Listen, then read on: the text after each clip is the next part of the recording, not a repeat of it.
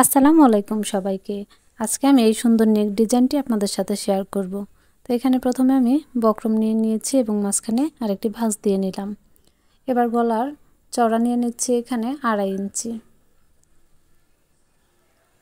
তো 2.5 ইঞ্চিতে আমি একটি মার্ক করে দিব। যেহেতু আমি বক্রম কেটে নিচ্ছি তাই এর চেয়ে কিন্তু গলাটা আর বাড়বে না। তো যে মাপটা নেব সেটাই থাকবে। আর এদিকে আমি লম্বা নিয়ে নিচ্ছি 5.5 ইঞ্চি। তো আমি 5.5 ইঞ্চি পর্যন্ত দাগ দিয়ে নিচ্ছি এবং এদিকেও 2.5 ইঞ্চিতে দাগ দিয়ে নিচ্ছি। আমি গলাটি রাউন্ড শেপ তৈরি করব, এজন্য আমি এখানে একটু শেপ এঁকে নিচ্ছি রাউন্ড করে।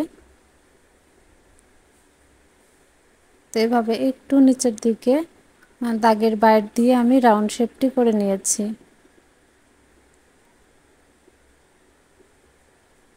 এবার এখানে আমি রাউন্ড করে কেটে নিচ্ছি এবং সমান সমান মাপ নিয়ে নিচ্ছি। দেখুন কত সুন্দর একটি গলা তৈরি হয়ে গেছে। তো এবার আমি বক্রমটি বসানোর জন্য এখানে আরেকটি কাপড় নিয়ে নিচ্ছি এবং 2.5 ইঞ্চিতে আমি এখানে মার্ক করে নিচ্ছি এবং মেপে নিচ্ছি কতটুকু কাপড় আমার প্রয়োজন। তো 2.5 ইঞ্চিতে নেওয়ার পর যেটুকু কাপড় এক্সট্রা নেব সেটি আমি মুড়িয়ে দেব।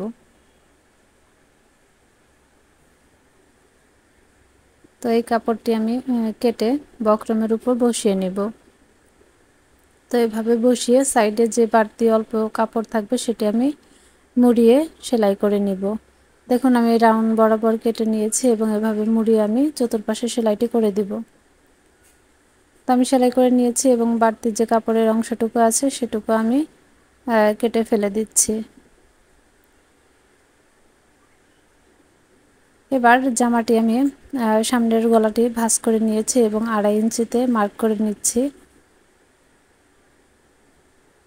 তো 2.5 ইঞ্চিতে আমি একটি চিহ্ন করে নিচ্ছি। এবার আমি লম্বালম্বি করে রেখে গলার কাপড়টি এর উপর বসিয়ে 2.5 ইঞ্চি পরিমাণ মাপ দিয়ে মাঝখান বরাবর একটি সেলাই করে আগে গলাটি বসিয়ে নেব। মাঝখান বরাবর যে সেলাইটি সেটি হবে ফলস সেলাই। তো এই বরাবর একটি সেলাই করে দিব আমি, যাতে গলাটি নড়াচড়া না করে এবং সুন্দরভাবে বসানো যায়। এবার আমি বক্রমের সাইড দিয়ে একদম সাইড দিয়ে খুব সুন্দর করে সেলাই করে দিব।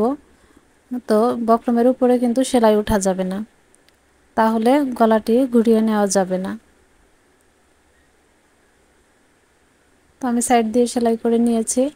এবার ভিতরের অংশ আমি কেটে নিচ্ছি। এভাবে সেলাইয়ের সাইড দিয়ে একটু কাপড় রেখে কেটে নিচ্ছি এবং এখানে আমি ছোট ছোট করে কেটে দিচ্ছি যাতে আমার ঘুরিয়ে নিতে সুবিধা হয়। এবার আমি গলাটি উল্টিয়ে দিচ্ছি।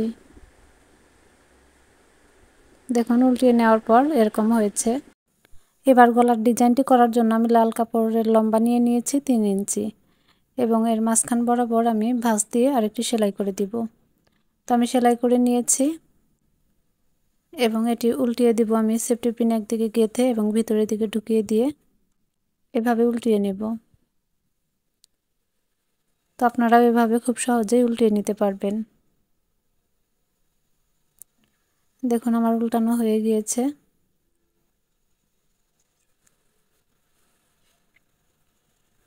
এবার যে সেলাইয়ের অংশটি আছে সেটি ভিতরের দিকে রাখতে হবে। ভিতরের দিকে রেখে এভাবে মাঝ বরাবর আমি গলার সাথে লাগিয়ে নিব সেলাই করে।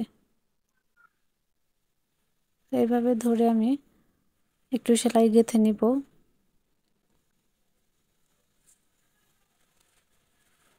তো সেলাইটা একটু গেঁথে নেওয়ার পর প্রথমে আমি একটি ভাঁজ দিব সামনের দিকে এবং আরেকটি ভাঁজ দিব পিছনের দিকে। এভাবে করে সেলাই করে নিব। আবার আমি আরেকটি ভাঁজ দিব সামনের দিকে এবং অপরটি দিব পিছন দিকে।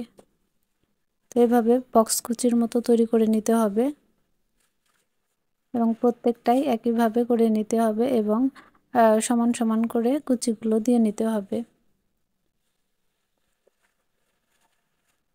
দেখুন আমার গলার ডিজাইনটি করা প্রায় শেষ হয়ে যাচ্ছে এবং বাড়তি যে কাপড়টুকু থাকবে সেটি কেটে নিতে হবে।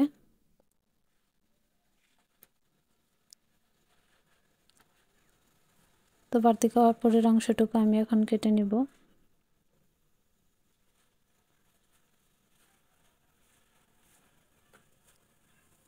তো কেটে নেওয়ার পর যে গলাটি তৈরি হয়েছে এখানে আমি কিছু পুঁতি নিয়ে নিয়েছি এবং সুই সুতার সাহায্যে এগুলো আমি লাগিয়ে দিব। তো এখানে যে আমি বক্স কুচিগুলো তৈরি করেছি, এখানে এই মাথার সাথে অপর সাইডের এই মাথাটি মুড়িয়ে সেলাই করে নেব। সুইটি নিচের দিক থেকে নিয়ে এসে সাথে একটি পুঁতি দিব।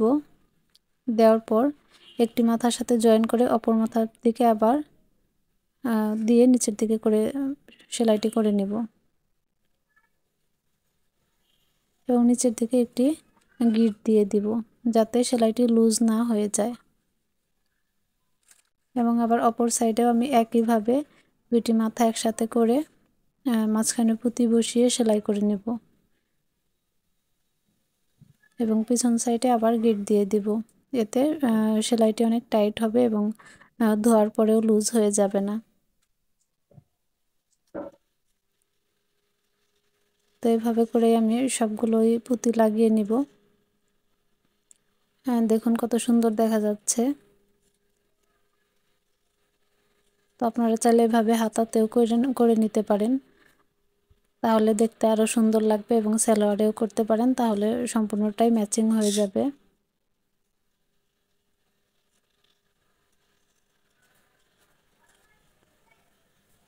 তো এইভাবে করে নেওয়ার পর আমি এখানে লাস্ট আরেকটি গিঁট দিয়ে দিচ্ছি।